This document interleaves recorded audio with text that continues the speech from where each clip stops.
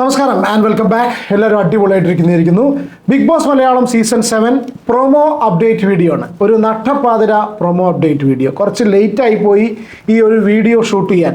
നോക്കൂ, നമ്മൾ ഈ ഡെയിലി എപ്പിസോഡ്സ് ഉണ്ടല്ലോ, എപ്പിസോഡ്സ് പല ആൾക്കാരും ഏഷ്യാനെറ്റിലൂടെ മാത്രം, ഏഷ്യാനെറ്റിൻ്റെ TV മാത്രം കാണും. കാരണം എന്ന് വെച്ചാൽ അതിൻ്റെ അവസാനം കാണിക്കുന്ന പ്രൊമോ കാണാൻ വേണ്ടിയിട്ട്. നിങ്ങൾക്ക് വേണമെന്നുണ്ടെങ്കിൽ ഡെയിലി എപ്പിസോഡ്സ് ലൈവ് മൊബൈലിൽ കാണുന്ന പോലെ അല്ലെങ്കിൽ ലാപ്ടോപ്പിൽ കാണുന്ന പോലെ കാണാം.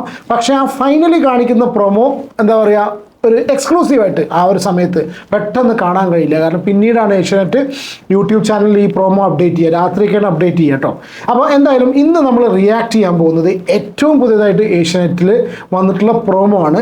ഈ പ്രൊമോൻ്റെ പ്രത്യേകത, പ്രൊമോ കണ്ടോ? നിങ്ങൾ എത്ര പേര് പ്രൊമോ കണ്ടു?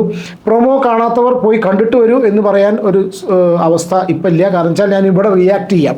നമുക്കെന്ന് വെച്ചാൽ കംപ്ലീറ്റ് ആയിട്ട് സ്ക്രീനിൽ കാണിക്കാൻ പറ്റില്ല. പക്ഷേ ആസ് യൂഷ്വൽ ഞാൻ പ്രൊമോസ് ഏഷ്യാനെറ്റിൻ്റെ കോണ്ടന്റ് റിയാക്ട് ചെയ്യുന്ന പോലെ മൊബൈലിൽ ഞാൻ കാണിക്കാം. ഉടനെ തന്നെ ഏഷ്യാനെറ്റിൽ അതിൻ്റെ ആ ഒരു കംപ്ലീറ്റ് പ്രൊമോ വരും എന്ന് വിചാരിക്കുന്നു. Yes, coming to the point. സംഭവം എന്താണെന്ന് വെച്ചാൽ നാളെ ഒരു ബിഗ് ഡേ ആണ് നമ്മുടെ ബിഗ് ബോസിൽ. കാരണം എന്താ വെച്ചാൽ ബിഗ് ബോസ് മലയാളം സീസൺ 5 വിന്നറായിട്ടുള്ള അഖിൽ മാരാർ ഹൗസിലേക്ക് വരികയാണ്. ബിഗ് ബോസ് ഹൗസിലേക്ക് അഖിൽ വരുന്നുണ്ട്. ഒരു ടാസ്കുമായിട്ടാണ് അഖിൽ വരുന്നത് എന്നുള്ളതാണ് പ്രൊമോ എന്ന് മനസ്സിലാവുന്നത്. നോക്കൂ, അഖിൽ മാരാർ അൺഡൗട്ടഡ്ലി എനിക്ക് തോന്നുന്നു എന്നെപ്പോലെ ചിന്തിക്കുന്നവർ ഒരുപാട് പേരുണ്ടായിരിക്കാം. നിങ്ങളുടെ അഭിപ്രായം കമൻറ്റ് ചെയ്യും. നിങ്ങൾക്ക് എല്ലാവർക്കും ഫേവറേറ്റ്സ് ഉണ്ടായിരിക്കാം. പക്ഷേ എൻ്റെ ഒരു പേഴ്സണൽ ഇത് പ്രകാരം അൺഡൗട്ടഡ്ലി മലയാളം ബിഗ് ബോസ് കണ്ടതിൽ വെച്ചിട്ട് ഏറ്റവും ശക്തനായിട്ടുള്ള ഒരു മത്സരാർത്ഥിയാണ്. പിന്നെ Bigg Boss Malayalam season 5 one man show പോലെ കൊണ്ടുപോയ ഒരു വ്യക്തിയാണ്. വേറൊരു ഒപ്പോണൻ്റ് ഇല്ല എന്ന് തന്നെ പറയാം. ഇനി വേറൊരു ഒപ്പോണൻ്റ് ഇപ്പോൾ കഴിഞ്ഞ ഇത്രയും സീസണുകളിൽ എടുത്താൽ പോലും അഖിലിൻ്റെ കൂടെ കട്ടയ്ക്ക് നിന്ന് അഖിലിന് നല്ല രീതിയിൽ മത്സരം കാഴ്ചവെക്കാൻ പറ്റിയൊരു കണ്ടസ്റ്റൻ്റ് ഉണ്ടോ എന്ന് ചോദിച്ചാൽ സംശയമായിരിക്കാം. ഈ കാര്യത്തിൽ പല ആൾക്കാർക്കും പല അഭിപ്രായങ്ങളുണ്ടായിരിക്കാം. എനിക്ക് തോന്നുന്നു ഇതുവരെ ബിഗ് ബോസ് മലയാളം സീസണുകളെല്ലാം കണ്ടതിൽ വെച്ചിട്ട് ഏറ്റവും ശക്തനായ മത്സരാർത്ഥിയാണ്. മാത്രമല്ല ബിഗ് ബോസിന് ഇറങ്ങിയിട്ടുള്ള ആൾക്കാരിൽ വെച്ചിട്ട് വളരെ ഫ്യൂ ആൾക്കാർ എന്ന് പറയാം കംപ്ലീറ്റ്ലി സക്സസ്ഫുൾ ആയിട്ടുള്ള, അതായത് ഇപ്പോഴും ഇന്നിപ്പോൾ 2 വർഷം ഈ സീസൺ 5 കഴിഞ്ഞതിന് ശേഷം 6, 7 7ാമത്തെ സീസൺ നിൽക്കുന്ന സമയത്തും ഇന്നും ബിഗ് ബോസിൻ്റെ ബിഗ് ബോസിൻ്റെ ഫെയിം മാത്രമല്ല, ബിഗ് ബോസിലൊരു മത്സരാർത്ഥി അല്ലെങ്കിൽ ഒരു വിന്നർ എന്നുള്ള കണ്ടീഷനിൽ ആ ഒരു സെയിം ഒരു ലൈം ലൈറ്റിൽ തന്നെ സോഷ്യൽ മീഡിയയിൽ അല്ലെങ്കിൽ നമ്മുടെ എല്ലാ ഈ ഇതിൽ നിലനിൽക്കുന്ന ഒരു വ്യക്തിയാണ് അഖിൽ മാരാർ. അപ്പോൾ അഖിൽ നാളെ വരുന്നുണ്ട്. അഖിലിൻ്റെ ഏറ്റവും ലേറ്റസ്റ്റ് ആയിട്ടുള്ള മൂവി ഇറങ്ങുന്നുണ്ട്. അഖിലിൻ്റെ മൂവിയിൽ അഭിനയിച്ചിട്ടുള്ള ഈ ലക്ഷ്മിയും മറ്റേ ഹൗസിലുണ്ട്. അപ്പോൾ അഖിൽ വരുന്നത് ഒരു ടാസ്ക് ആയിട്ടാണ്. നൂറയും ആദിലയുമായിട്ട്, അല്ലെങ്കിൽ സ്പെസിഫിക്കലി നൂറ തോന്നുന്നുണ്ട്, അങ്ങനെയാണ് പ്രൊമോ എന്ന് മനസ്സിലാവുന്നത്. പ്രൊമോ ഞാൻ പ്ലേ ചെയ്യാം. നൂറ ആദിലായിട്ട് ബന്ധപ്പെട്ടിട്ടുള്ള ഒരു ടാസ്ക് റിലേറ്റഡ് ആയിട്ടാണ് വരുന്നത്.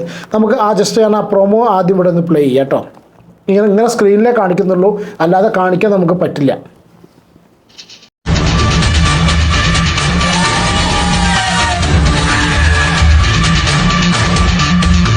അഖിൽ മാരാർക്ക് ബിഗ് ബോസ് മലയാളം സീസൺ 7ലേക്ക് സ്വാഗതം. ഇത് നിങ്ങളുടെ വീക്കിലി ടാസ്ക്. നൂദില ചെരുപ്പ് ഫാക്ടറി. യന്ത്രങ്ങളുടെ ശബ്ദങ്ങളും മുഴങ്ങി കേൾക്കുന്ന ഒരു ഫാക്ടറി നൂറയുടെ കരുത്തിന്റെയും നിയന്ത്രണത്തിന്റെയും അധീനതയിലായിരിക്കും.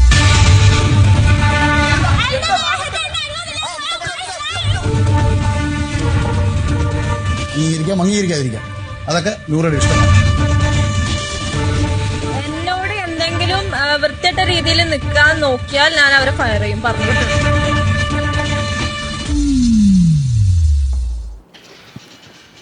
യെസ്, അപ്പോൾ ഇതാണ് നൂദില ചെരുപ്പ് ഫാക്ടറിയുടെ വിശേഷങ്ങൾ. നൂറയ്ക്കിട്ടുള്ള പണിയാണോ, നൂറയ്ക്കും ആദിലേക്കിട്ടുള്ള പണിയാണോ എന്നറിയില്ല.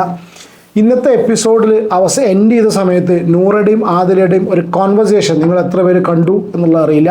എപ്പിസോഡ് കണ്ടവർക്കറിയാം. അതിൻ്റെ ഡീറ്റെയിൽ വീഡിയോ എന്ന് പറയാൻ കാര്യമായിട്ട് അങ്ങനെ എക്സ്ട്രാ പറയാനൊന്നുമില്ല. ഞാൻ ലൈവിൽ കംപ്ലീറ്റ് കണ്ടു അത്. അതായത് അവർ തമ്മിലുള്ള മാരേജിനെ കുറിച്ച് അവർ കുറച്ച് സങ്കല്പങ്ങളും കാര്യങ്ങളൊക്കെ പങ്കുവെക്കുന്നത് കാണുന്നു. സ്വാഭാവികമായിട്ടും നമ്മുടെ നോർമൽ സിറ്റുവേഷനിൽ ജീവിച്ചു വരുന്ന നമ്മുടെ നാട്ടിലെ ആൾക്കാർക്ക് ഡൈജസ്റ്റ് ചെയ്യാൻ പറ്റാത്ത രീതിയിലുള്ള ഒരു കോൺവെർസേഷൻ ആയിരുന്നു അതിലുണ്ടായിരുന്നത്.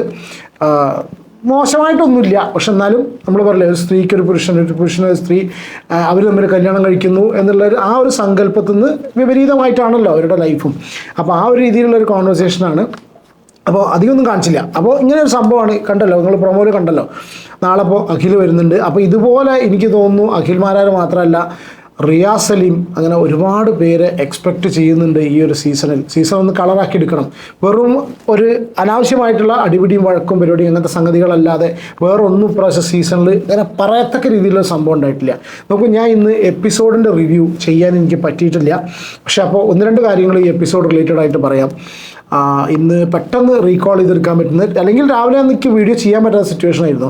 അതുകൊണ്ടാണ് ഇന്ന് വീഡിയോസ് ഒന്നും ഉണ്ടായിരുന്നില്ല. അതായത് ഇന്ന് പറഞ്ഞാൽ ഈ വീഡിയോ ഷൂട്ട് ചെയ്യുന്നതിൻ്റെ തലേ ദിവസം കേട്ടോ.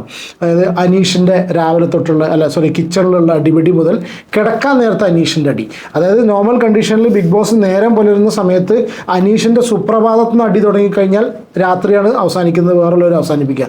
പക്ഷേ ഇന്ന് അതിന് ചെറിയൊരു വ്യത്യാസം ഉണ്ടായിച്ചാൽ രാവിലെ പുറത്ത് വെച്ച് സാമ്പാറിനെ ചൊല്ലിയിട്ടാണ് അടിപിടി നടന്നതെങ്കിൽ കിടന്നുറങ്ങാൻ നേരത്ത് അനീഷ് അടിച്ചിട്ടാണ് നിർത്തിയിട്ടുള്ളത്. ഒന്നുമില്ല, അനീഷിൻ്റെ ബെഡിൻ്റെ മുകളിലുള്ള അനീഷ് എന്ന് പറഞ്ഞിട്ടുള്ള സ്റ്റിക്കർ ആരോ അവിടുന്ന് ഇളക്കി കളഞ്ഞിട്ടുണ്ട്. എനിക്ക് തോന്നുന്നത് അത് മസ്താനി ആണോ എന്നൊരു ഡൗട്ടുണ്ട്. കാരണം വെച്ചാൽ അന്ന് ആ ഒരു തൊപ്പിയുടെ കേസ് ഉണ്ടായപ്പോൾ ഇന്ന് രാത്രി മസ്താനി ഇരുന്ന് കൺഫ്യൂസ് ചെയ്യുന്നുണ്ട് ആ തൊപ്പി കട്ടെടുത്തത് മസ്താനിയാണെന്ന്. മസ്താനിയാണ് ഇതുപോലുള്ള സംഗതികളൊക്കെ ഒരു മസ്തി ടൈപ്പ് ഇതിൽ എടുത്തു വെക്കുന്നത് തോന്നുന്നുണ്ട്. എന്തായാലും അനീഷ് ഭയങ്കര പ്രകോപിതനായിട്ട് സംസാരിക്കുന്നത് കണ്ടിട്ടുണ്ടായിരിക്കാം. അതിൻ്റെയൊക്കെ ആവശ്യം ഉണ്ടോയെന്ന് ചോദിച്ചാൽ അത് അയാളുടെ ഒരു ഗെയിമാണ്, അയാളുടെ ഒരു കോണ്ടൻറ്റ് തരുന്ന രീതിയാണ്. അയാൾക്ക് വേണമെന്നുണ്ടെങ്കിൽ ആ രീതിയിൽ ഒരു ഒഴിവാക്കാന്ന് പറഞ്ഞാൽ അറിയില്ല നമുക്ക്. അത് അയാളുടെ മാത്രം ഗെയിമാണ്. അതിനിപ്പോൾ നമ്മൾ വിമർശിച്ചിട്ട് കാര്യമില്ല, വിമർശിക്കാനൊന്നുമില്ല. പക്ഷേ അനീഷ് ഇതുപോലൊരു സംഗതി കൊടുക്കുന്ന സമയത്ത് ഇപ്പോൾ അക്ബറൊക്കെ വളരെ നിസ്സാരമായിട്ട് അതിനെ ചിരിച്ചു തള്ളി ഒഴിവാക്കുന്നുണ്ട്. ചില ആൾക്കാർ അതിനെ മൈൻഡ് ചെയ്യുന്നത് കണ്ടില്ല. പക്ഷേ അവിടെ ഏറ്റവും കൂടുതൽ അതിൻ്റെ പുറകെ നടന്ന് വാചാലയാവുന്നത് കണ്ടത് രണ്ട് പേരാണ്. ഒന്ന് UK ലക്ഷ്മി. അനീഷിൻ്റെ പരിപാടിയായിട്ട് പോകുമ്പോൾ അനീഷ് പറഞ്ഞ തന്നെ ഒരേ കാര്യങ്ങൾ പറഞ്ഞ് മുന്നോട്ട് പോകുന്ന സമയത്ത് സ്വന്തമായിട്ട് യാതൊരു കോണ്ടൻറ്റ് ഉണ്ടാക്കാൻ പറ്റാത്തൊരു ഫാക്ടറി ഉടമയായിട്ട് നടക്കുന്ന UK ലക്ഷ്മി പുറകെ നടന്നിട്ട് അനീഷിൻ്റെ പുറകെ ഇങ്ങനെ എന്തിനോ വേണ്ടി തിളക്കുന്ന സാമ്പാറായി പുറകെ നടന്നിങ്ങനെ കൂട്ടത്തിൽ ചീര നനയുമ്പോൾ വാഴ നനയുമ്പോൾ ചീരയും കൂടി നനയാന്നുള്ള കണ്ടീഷനിൽ ഒപ്പം നടന്നിട്ട് എന്തൊക്കെയോ കാര്യങ്ങൾ പറയണ പോലെ തോന്നി. നിങ്ങൾക്ക് ലൈവ് കണ്ടവർക്ക് വളരെ കൃത്യമായിട്ട് മനസ്സിലാവും.